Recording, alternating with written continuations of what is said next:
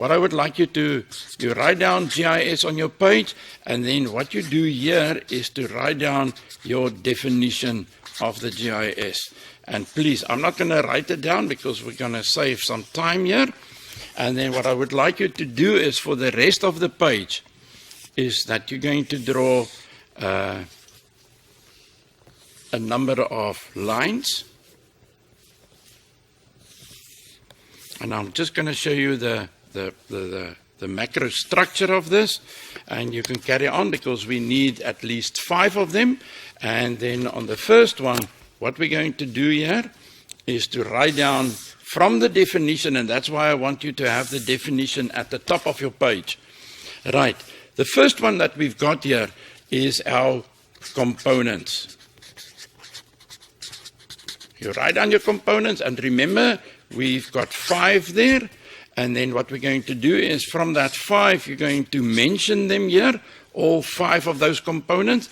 And like this, on this first bar, you can carry on and write down as much and many information that you've got. On your components, your hardware, you can write down here on your hardware, identify what type of hardware. It means it is the CPU, and it is the screen, and it is the keyboard, and you can carry on like that. Okay, and then in all, what do we use this for? And there you can ask or add some functions here. It is to capture data, to show data, and I'm not going to show or to write down all of them. What I would like you to do then, the next thing is data.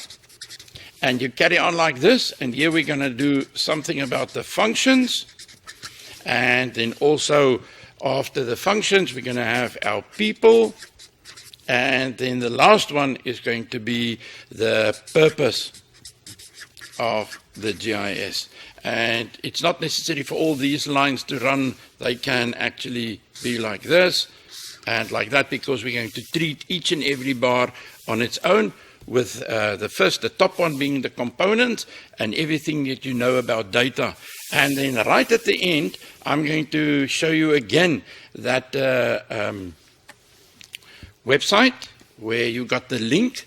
And then on that link, you can actually go and click on the English link, and then you can be able to download in PDF format a very more schematic mind map as well, but with not as much information as what I'm going to show you on the next slide. So what I would like you to do is do not worry about whether you can actually read it. I would like you to see just the structure. First of all, there's the components. It's 5 of them, and then in here you can actually write down whatever you need about information about the components. Now, I'm going to show you after the slide, the one that I've actually designed, but I would like you to do your own thing. Right, first of all, on data, we got data sources. Where does our data come from? Orthophoto maps, topographic maps, administrative records, our aerial photographs, our satellites. In other words, our satellites, and I would like you to write down their satellite images, because the next one is I would like you to have something about remote sensing. In here, in this block with remote sensing, you can actually draw a little sketch of how remote sensing works. Remember, I've shown you that on the very first concept slide, I've shown you that little picture there of the Earth in the background, the satellite, and then there's different layers, so you can actually add the sun of the sun's rays and how it can be reflected and absorbed and then radiated back into the atmosphere, where it is then detected by this the satellite. And then in here, the next block, you can actually have a definition of remote sensing. And then very important of remote sensing is the whole basis of resolution.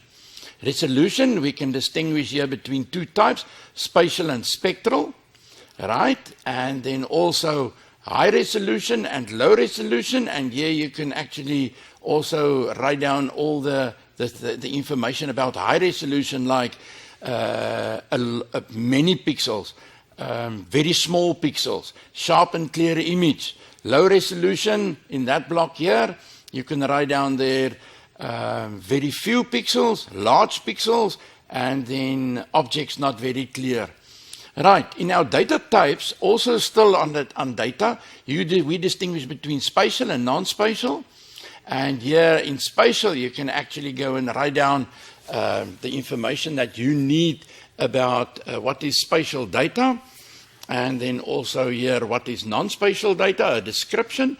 And then at the top, we distinguish between two different data structure types, namely rasters, which is the main feature there is pixels, and then vector again, the acronyms or the abbreviation here I've got is point PLA, point, line, and area. It's also the same as nodes, vectors, and polygons. I can see there's a few messages coming in. I would like you just to remember, I am first going to deal with all the theory, and then I'm going to, when there's time, what I'm going to do is to have a look at some of those questions that is currently coming through. Right, under functions, here, remember our functions here is the capturing of data, the management of data, the manipulation of data, the modeling of data. So what we're going to do here in your functions, here you mention all of them, and then especially the most important one is data manipulation. We distinguish there between three: integration, querying, and buffering, according to our exam guidelines. And in the next block, you can quickly give a small description or a definition of what is integration, what is data querying, and then what is data buffering. And then in this last area here you can actually, and I'll show you on mine, what I've done is I've added there three small sketches. First of all, just to show you what is integration, what is buffering, and then the last one is how to perform a query. And then people, we distinguish here on this bar here on between professionals and our normal data users. And then here we can actually write down what each and every one of these users are actually using from the GIS. And then lastly here in this one is to identify and to make a little note that you must remember that there is something when we work with our people, that data needs to be shared, data must be standardized, and then data must be kept secure. And then also mention here, I'll show you on mine, just a few organizations. And then lastly, what is the purpose? The purpose of the GIS is to solve problems, and then to answers to questions. And what are those geographic questions? The who, the what, the where, the why, when, and how. Right, so what I'm going to show you now on the next slide, please, you won't probably be able to read it. The purpose is not to let you see on the screen and try to distinguish or try to identify what I've written there. I would like you to use from the structure that I've just shown you is to, the easiest thing is to make a list of all your concepts.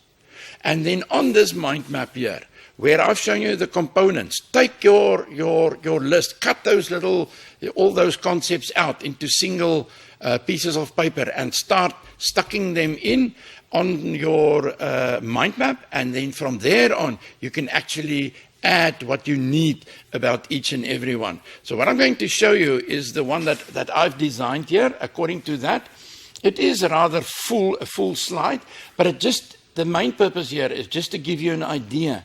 So it looks like a lot of things, but these are the things that we've been dealing with the previous broadcast and even today.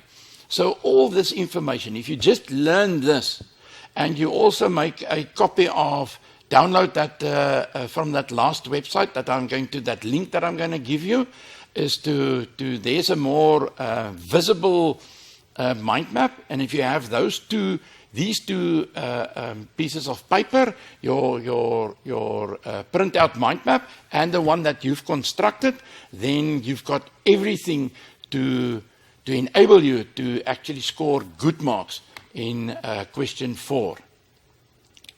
Right. What we're going to do now is to have a look at how to apply the GIS.